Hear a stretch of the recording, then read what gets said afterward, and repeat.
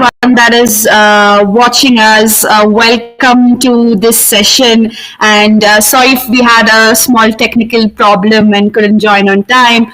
But happy to see you all. I think people have joined from LinkedIn, YouTube, Facebook. Hi, Priya. Welcome to this Nomad Connect. And on that note, welcome to this episode of Nomad Connect, an initiative by Nomad Gao, where we bring our community together to share knowledge, experiences, and real stories from inspiring people. At Nomad Now, we are all about creating meaningful spaces for remote workers, creators, and entrepreneurs in our peaceful co working, co living spaces here in India and beyond. Recently, we have launched trips and vacations around Southeast Asia, giving mainly Indian people the chance to work, travel, and grow with a like minded community. On on that note, Nomad Connect is our way of tapping into the community with the power of community through honest and heartful conversations that inspire others. And on that note, we have Priya with us today joining, and we are going to talk about how to monetize your passion. A little about Priya. Few words are not enough for her, but let me, give you a quick introduction about her. She's someone who has been on a wild ride from building enterprise software for banks to launching ventures at the edge of tech, sustainability, and curiosity. Priya has been the founder of Innovative, The Force Beyond Me on Sunday, a brilliant toolbox for modern founders, and she now leads Footprint IQ, a carbon analytics platform that helps manufacturers and track and reduce their impact in real life. But today we are not going to talk about startups and techs. It's more about the real stuff into how you feel unstuck, following your curiosity, following your passion, and we'll actually reflect on your values, what really means to you. I have known Priya personally, and she's one of those people who enjoys what she does and really is passionate about the things that she does. So, welcome, Priya. Thank you for. Well, thank you, Anisa, for this opportunity on this platform to share what we've learned, what I've learned in my journey, and yeah, happy to answer the questions right away. Perfect. So let's dive into directly, starting with. So a lot of times people, this is a mindset, right?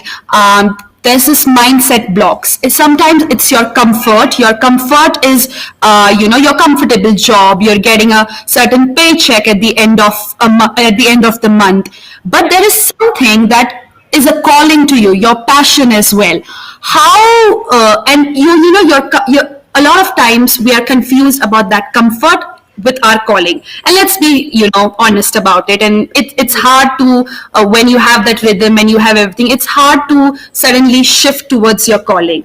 So how does one overcome that fear and actually make their first move towards their passion project? Yeah. Okay. So I had a very nice mentor, and he also ran a VC fund here in Singapore, and he told me once that in your 9 to 5 job, are you able to sleep well? If you're able to sleep well, then things are great. Continue. You're doing good. But if you're not able to sleep well, which means there is something inside you which is irking you, which is reminding you that you need to do something else than what you're doing today, then that is your inner calling, that is your inner passion, that you need to find a way to um, get out of your system and do something about it, right? Now that's the inception, but the way to get there is often a lot of mindset game. To really begin with it, you have to figure out what are the things that you want to do, and we'll have a deeper conversation on this today. But most importantly, figure out what you want to do, but b, how do you overcome the fear of being okay with things being uncertain. When I say things being uncertain, it means whatever paycheck that you're getting today, in the next couple months, you may not get that. So, how do you take care of that? And then eventually believe that you're probably going to make 10 times what you're actually getting. So these are mindset works that needs to be done, and it's a lot of inner work that needs to be done. So it needs to be it's a process, and there are many methods out there. I could do a whole different session on this, but there are journaling methods. There are methods where you go and talk to people who have done or who've grown their passions in the space that you are in or you're passionate about. So you speak to them, you figure out how you can work with them, and slowly by slowly align what you truly desire um, to do. Yeah. So basically, all in all, a lot of inner work, a lot of mindset work that needs to be done. Meditations help. I have a whole episode actually on my podcast on this, but meditations help. Journaling helps. Yeah. So the inner work needs to be done before you plan out your strategies outside. I hope that answers the first question. How do you overcome fear? Perfect, perfect. The second thing, what I would want to go into deeper is, Priya, your personal journey. How did you do something that you knew this was the thing that I want to do, and this is something that I love to do? And if you can, walk us through your journey and, just explain it to us in brief. Okay, so my journey started like many years ago. Even before I even quit my banking job and started my startup, it was actually at the point of when I was graduating from my bachelor's degree. I worked at a startup, and I knew that at some point or the other, I did want to create my own company. And my reasons or the why was really about creating products and doing things that can create massive impact. So that was always my premise. And I knew at some point in time I would do that. I just didn't know when. And so cut to, 7 years or eight, I think cut to 7 years later, I was done with my master's, had worked in a bank for a while. And I love traveling. So I was on one of my solo travels where this idea just hit me that, maybe what if we could capture all the interesting trails on a map, and people could discover a new location on their own, right? I don't know whether it was a good idea or bad idea because this was in 2019, and we hit the pandemic right after. But Yeah. what it did to me was it gave me 6 months of sleepless nights, and sleepless nights because while I was doing my day job, at night, I was constantly thinking about how this app would look, what it would do, who are the people it would serve. So, like I mentioned, to my previous point, there was a burning passion that I needed to do something on my own, and that's how it really just all started. So 2 years into my banking job, I had this experience, and I knew I had to start something on my own, which was in the travel space because I loved it. And 6 months later, I decided to take my very first actions. And what this meant was, back then I used to live with three other co-founders, or rather flatmates. They were all software engineers, and I kept telling them this idea, and they were like, "Hey, you know what? Let's try building something." And I hadn't written proper, full stack web dev. I hadn't done anything before I started working on my first startup. The kind of technologies that banks use are not always necessarily, web and apps. So I started working on this with my flatmates. Now this was all every day. Come back from work, sit on it, work, and conceptualize, think. Until there came a point in time where I decided to apply for some grants. I spoke to a bunch of VCs, understood a lot more things on how to progress. And then I did get my very first approval on the grant. It was a 30K grant that I got from the government. When I saw this, I was like, okay, maybe this idea has some energy. I could probably go in this direction. But again, even to get from there to, I did not immediately quit the job, even though I wanted to. I went and I told my boss, I have this idea, I want to do it. Please let me quit the job. And then he's like, no, wait for 4 months, get your bonus, and then you quit the job. It was really nice. And what he also offered after that, he was like, "How are you going to fund yourself? How are you going to?" So I have a whole strategy now, but back then I was like, yeah, I have about a year's worth of money saved. And then he was like, no, no, no, keep that saved. It's fine. I'm going to give you a part-time job. Right. And that's Ah, how I nice. started progressively shifting my time, instead of just selling that for money, started putting that time in creating something, which not necessarily had the immediate impact. I did take a pay cut, I did do all of that, but I knew that eventually this would create a lot more value. And the value it created was way more than I could have ever earned. So, yeah. Oh, that sounds lovely, and to know the entire journey. On that aspect, when you spoke about the next question, a lot of people have is, I mean, you had the clarity, you had the best, a good boss, with you're at some point taken care of, but a lot of times what happens is it becomes difficult to manage your finances. Money is one of those things where you think about, okay, I am in this job is paying me so much. Okay, I'm going to leave my job and do something that actually I love. But how do you make sure that something new that you have started gives you a stable income? How do you manage your finances when one is just starting? Okay. So now let's assume that you already know what you kind of want to build, right? You figured out Yeah. what is this passionate thing that you want to do, the space that you want to build, and let's say you figured this out. Now, monetization strategies are a dime and a dozen. Okay, there are many ways to monetize an idea, but not every way is the right way that will work for you. So I can give more illustrations later as to why, but do not expect that from day one you will start monetizing this new idea. You might start earning a little bit, but maybe that monetization strategy that you even employed in the first place is not the monetization strategy that you would have 3 4 years down the line. So what I'm saying here is keep an open mind about the monetization strategy. But coming back to your finances, um, sort yourself out in a way that your finances are not a headache for you. So let's say, for example, if you need to pay rent, then figure out a way in which you have either saved enough that you can continue to pay the rent for, let's say, the next 2 3 years, and comfortably build this company. That's one way. Or you take a private job, or work in the field of your passion itself, right? And work on a part-time job there. Spend some time to earn money, and the rest of the time, which means even if you work 2 days a week, it gives you 5 days a week to work on your passion, which is huge. And if 2 days can cover your rent and food, you're good.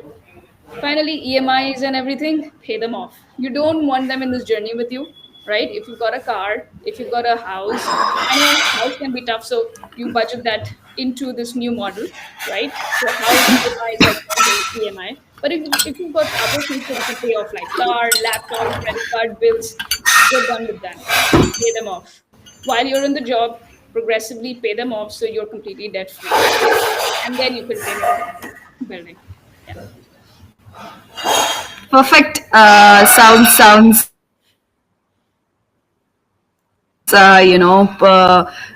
few. I think people watching this gives them insights about if they want to start something new. On Yeah. that note, a lot of people know, okay, I'm stuck here, but there are some people who don't know what to start. For anyone who is confused, right? I'll give you an example.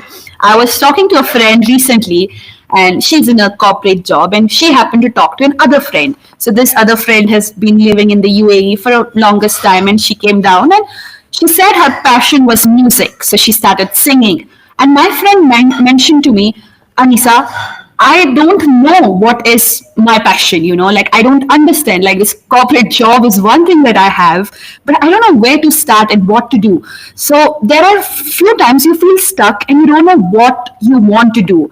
What would you get? And these people might have the energy to do something else, might have, all that they want to do, but there's something like what to start is the question. Yeah, yeah. Okay, so first of all, I have a very simple formula actually to figure out what your passion is, which I'll tell you in a while. But before that, I mean, you need to get clarity on the passion before you start thinking about monetizing it. Start a business in the first place. Like if you don't know what you want to do the business in, then don't start a business yet, right? Figure this out first and then start a business or start whatever other way of monetizing you have in mind. But now figuring out your passion, that's one step before that. I have a simple formula, and this simple formula is that in your first 1 to 7 years of your life, what were you doing the most? What did you have most fun doing? And I'm telling you to think very deeply here because there are so many nuances to this. Because first 7 years of your life is a lot, and a lot is happening Yeah. for your mind to comprehend, right? So I'll give you certain examples. I used to love, for example, playing with Lego sets, playing with the mechanics that I used to like building. So building was always a part of my core. Then I used to act out. I used to take people and ask them questions, put them on a talk show. I used to have my own version of Coffee with Karan going on, which is why I'm doing a podcast today, which I do with a lot of love. Right. So your first 7 years are actually years where you're inherently learning and doing things, having a lot of fun doing it. So figure out what is those fun things. So Anisa, what is your most fun thing in let's say the first 7 years of your life that you enjoyed doing? I first seven life that I enjoyed doing was every day at 5 p.m. in the evening. For me was playtime where I wanted to play with my friends, talk to them what happened about the day, and this was back in the day for first, what all I wanted to do. That was what I used to look forward to. Yeah. Yeah, for me, getting, playing with my friends, knowing what's happening with them, what's happening with me, just being there and, having a great time in the evening. That was very crucial to me, and that is what I used to look forward to. And now you're a community manager. Basically, you got your actual Yeah. passion. But yeah, I Yeah. mean, many people have a lot of things that they forget that they enjoyed in the first 7 years. It could be art, it could be painting, it could be a whole bunch of other things that they enjoyed doing. Yeah. Yep. Perfect. Sounds nice. So from where to start? To give to this, I have like a personal illustration, and I've been struggling with this for the longest time, and I'm sure there'll be people like me as well. So let me give you a small example. I've always, as you said, right? I've been in community and extend like an extension to that. I love meeting people, building communities, hosting events that help strangers become friends.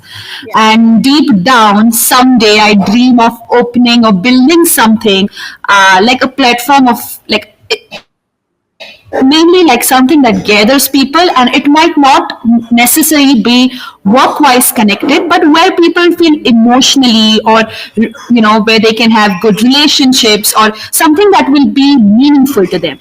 Now I think I've been thinking about this for the last 2 years, but there's this always thing in me: will I be able to do it? How do I start doing it? Will even people, or which places should I do? Or in the first place, I ask myself, what questions should I be asking myself even before I want to do this? Yeah, yeah. No, I think what you started with are very are the things that you enjoy doing right today in your work, and Yeah. now you're thinking about how you can either bring it at scale, do it differently, impact more people. But I think before all of this, you want to just ask yourself, why is this fun for you? Go one level deeper. Why is this fun for you? You've done community management for so long. What about it excites you? What have you learned? So I think that is the premise where you will start getting the certain value that you can start bringing to people, bringing to customers or bringing to users. And I'm really thinking from the point of monetization here, right? But this understanding why you are starting will give you answers for what value you can bring. So in this case, what is your why? Why do you enjoy? working with people, talking to people, and bringing them together, playing, and bringing a community together. What about it excites you? Why do you do it? The whole thing that excites me is mainly mainly meeting people, knowing people's stories, Yeah, the place that they come from, their travel journey. This is what excites me, and I believe everyone has different stories to tell, right? yeah, And when I meet other people, it is my world. It's I look at the world even beyond the place that I have. I'm looking at it from different angles and even more. And I think people bring the best stories. right. Okay, so you've broken it down. So stories are the reason that you enjoy it. Stories help you as a person evolve and open up your perspective. So what you're really, at the end of the day, if you had to monetize this, you were selling as a platform or a place where when people come together, you experience faster than any other way, right? You learn faster than any other way, and that eventually creates a very holistic self experience of you and yourself, right? So it all comes down to that bit, right? Which is the fact that you liked sharing stories. So that could be your premise, and that could be the starting point of your journey to monetize, let's say, a community, for example, here. And now then to start, the next stage is, planning out how, what could be the monetization strategies. And that could be many things. I would say that you start small, where you don't have to put in full-time effort. Start small in the sense, like, be very specific. Okay, in this day and time when we meet, we're going to talk about food, right? Or we're going to talk about just specific culture and stories, or it could also be something like ghost stories in different places. I don't know. You can go as niche as that, and then you could monetize it in other ways. Like, you could do vendor monetization when you bring in, local vendors into the place, or uh, you could charge them a ticket, or you could do honesty pricing. Dime in a dozen way. Or you could, it doesn't even have to be people, it could be one-on-one. You could start a YouTube channel where you're talking about different cultures and different stories. So the monetization strategies are dime in a dozen. But even for that, even the selection of that should be something that you enjoy doing. Yeah, I've been speaking for a while. Perfect. That sounds good. It gives me and motivates me even more to start this. I don't know, Mayur, where you are in hearing this. I'm not leaving Nomad Gao, so you don't have to worry. So the next part that comes to is when you are starting, right? You tend to make a lot of mistakes, right? We Yeah. have spoken about how to monetize it, what is our passion. Let's talk about what not to do. Some common mistakes or things that when people want to turn their passion into income, few mistakes which, eventually happen, and they're going to happen, which you can, put out. Yeah. So firstly, see every mistake as a stone. Don't label them as mistakes, because things are going to go wrong along the way. I mean, in this journey of not just monetizing your passion, but if you're talking about creating a business out of it, entrepreneurship, you're going to have a lot of opportunities where things don't go as expected, but these are opportunities. And if I had to, like, put together certain tips in this case, one is, for example, only take the risks that you are right now comfortable taking, right? Like, for example, don't have a big loan and then quit your job saying, I'm going to follow my passion. That is just going to put unnecessary stress on your own mindset. And it is very difficult then, after that, for you to be able to handle all the challenges that come in the way. So, um, always, like, figure this out, or find partners that you can work with, earn some money, still do the passion. If you're, for example, interested in music, join a band. a band that can probably sing in some places, and gets paid for it, and you do that part time. It's still monetizing your passion. It's still fueling what you love, right? But you're going to have mistakes along the way, but you need to also have the capability of learning from those mistakes and learning fast, right? Don't I think it's from actually one of the guests in my podcast. There is this concept of confidence humility. What this means is that you're humble about where you are today, right? You're humble about what you're seeing. Like, it can be good, it can be bad. You're humble, it doesn't matter. But you have the confidence that you're going to go somewhere with it. Now, that is very important, right? It is not like, if there is a challenge or if something comes up, you can always have doubt, and you can go and, cry and sleep, and put your head in the blanket and go like, oh, this is never going to work out. Or you can figure out and say that, okay, it didn't work out now, but it will work out, and I'm just going to figure out how it's going to work out. So that's the confidence part. So cultivate this, and I think this goes back to the mindset. In terms of other challenges, it's just very hard for me to point and tell out like which one specifically, but there are going to be dime a dozen that come your way. Yeah, and I think throughout your journey of anything, mistakes, you need to make some mistakes to realize them, right? Correct. I think that's a part of learning. Yeah. Okay, sounds nice. What You mistakes have been, sorry. what mistakes have you made, Anisa, in your journey of monetizing uh, your passion, which is being a community manager?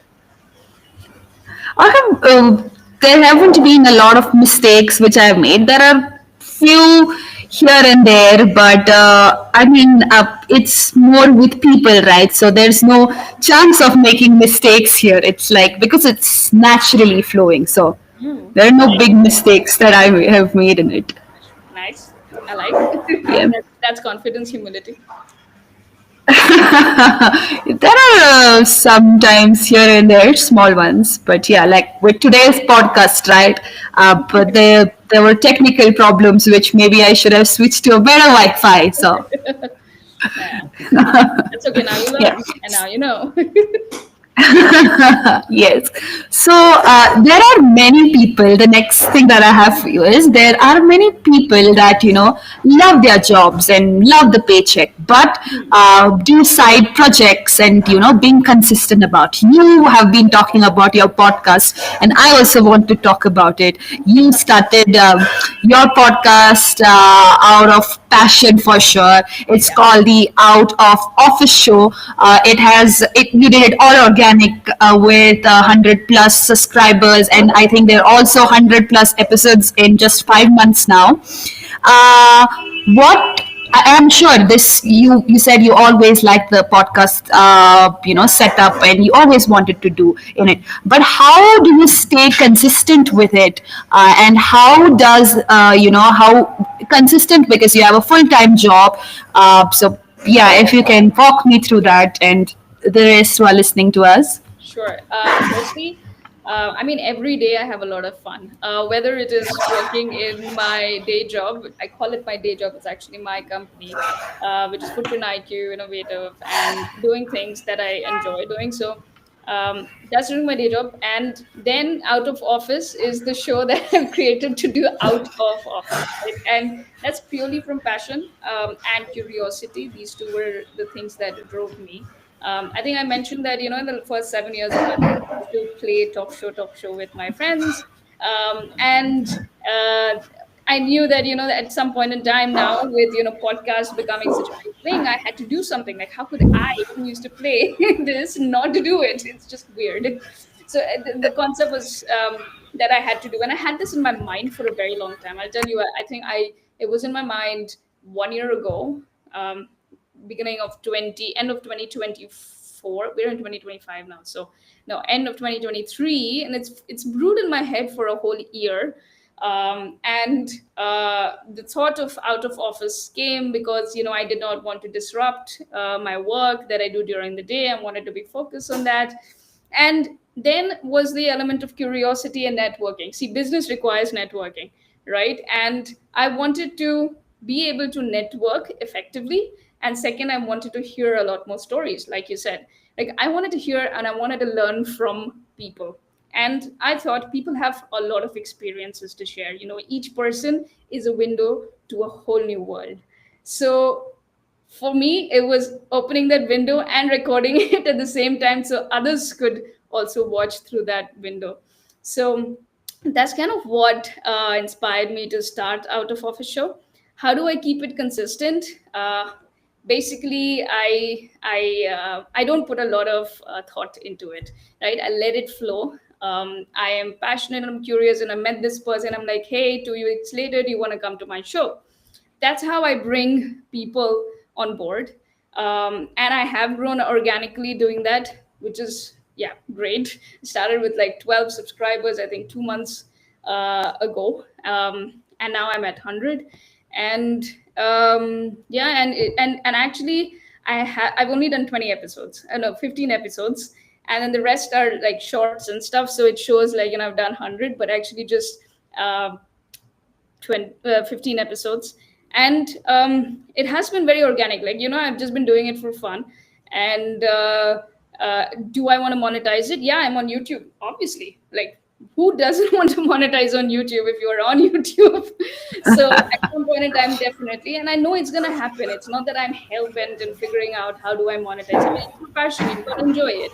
So that's what I focus on. I focus on enjoying it and creating it. And the second thing is, I also do not so while there is the element of the passion, which is creating these podcasts, there's also things that I'm good at, or the skills that I have, which is like editing and things, but I don't enjoy it all the time, right? So and this happens with a lot of people. A lot of people, like for you, you love meeting people and community, but do you really want to manage sales on an Airbnb experience platform? So there are always skills that you have and that you need to do to monetize this, which you may not like. So how do you get past that? I think in this world that we're living today, we're very blessed with a lot of different tools, with AI, automation. Learn and use as much. So I use a lot of AI in my editing. Although I do like watching it again and again, so that part is fine. But when it comes to shorts, creating shorts, I absolutely hate. I, I automate the whole thing, right? And I automate it, and then I just hear, if it's good, then I push it. So I created a process around it, and there's certain times that I will actually sit. I will record. I will spend 2 hours or so editing it with the tools that can do the easiest, fastest AI-driven editing that I can do. And then after that, there is shorts. Cut it on shorts, and I have a specified time and during a day that I do it. Sundays I do shorts, and then I plan it out for the entire week, right? So that way, during the week, all I have to do, if I have to do, is actually just record. And of course, I also have my husband, my DOP. He ensures that everything gets recorded if it's a live show. But if it's an online show like this, then I do it. So yeah, that's my process. Oh, so nice. So I think also if you love something, to be consistent with it, it just comes from within, right? It's because there's no pressure. You do it because you like it. Correct. Yeah. Yeah. Exactly. And you do it for Oh, doing it. You already get that validation doing it while doing it. So the money and everything, eventually it comes. And you don't chase. You should never chase revenue. That's like the rule of business. but that's the rule of business, yes. Yeah. Yeah. Okay, sounds good. I mean, this was a very powerful conversation we had, personally for me, and I'm sure whoever is watching it around, for them as well. Let me quickly check if there are some question and answers. If there are, I'll put it out here for you. So let me check. 1 second. Okay, we don't see a lot of question and any questions, but if anyone has a question, can drop it to me or maybe to Priya directly, and we can take it up. And I'm sure she'll be happy to help you, find how to or get some tips or hacks on how to monetize your passion. Thank you, Priya, for this conversation. It was great having you again. We did a Nomad Connect with you back in the days, I think 3 years back, and again talking about something else was very nice. So anyone doubting themselves, who to talk to. And thank you for joining this session. This session will also be available on YouTube, LinkedIn, and Facebook. Thank you, everyone. Awesome. Well, thank you, Anisa, for putting this together and for the wonderful questions. I feel like we're reaching this stage in this life and world where soon as 8 hour work weeks, we're going to go to 2 hour work, 2 day work week, 8 day to 2 day. And there's going to be a lot more opportunity for people to do what they actually love. So I'm glad we had this conversation, and I hope there are people who have been inspired. Perfect. See you. Thank Thank you. Bye you. bye, guys. Bye. Bye bye.